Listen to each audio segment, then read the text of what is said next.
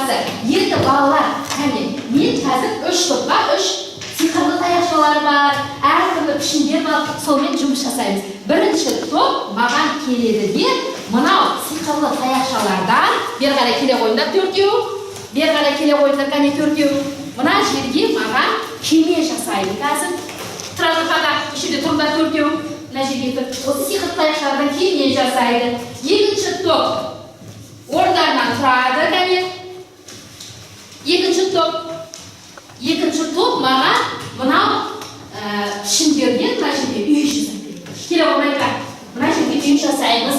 Үшінші топ мынау сиқырлы таяқшалардан сол үйдің қасына ағаш жасайды.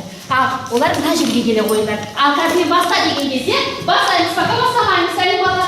Мен баста деп айтқан кезде бастаймыз. Қош кесіп жасайды. Нелер болады оны? Үйді қалай жасаймыз? Артары басын артары көрсеткен.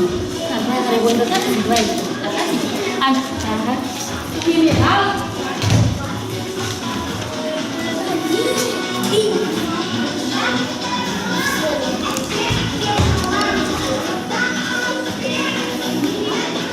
Ол керек емес аламыз.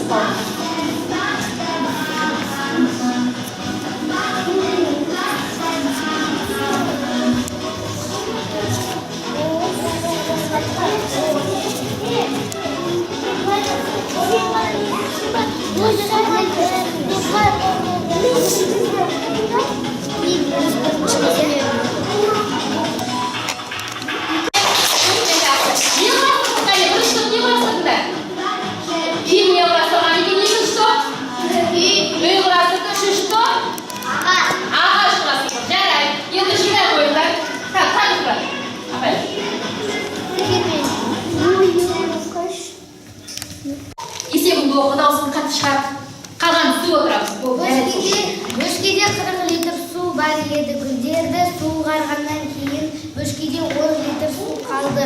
Гүлдерді суғарғанға қанша литр су кетті? Теңдеу құрастыр және оны шеш. Теңдеуді құрастырды. Оқи қойып Марина теңдеу. Азайту x тең болады 10. X-тен X-тен нешеге? 30-ға. Сонда бөшкеде қанша су құйған екен? Сабыржан? 30 литр су құйған екен. Кәне қоса балақтаймыз. Дұрыс па балалар? Дұрыс, иә?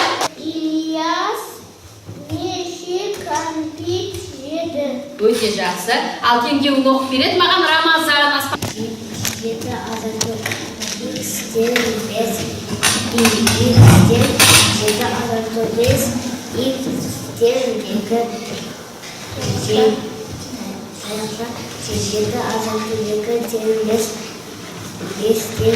Өте жақсы. Сонымен қанша кәмпит жеген екен?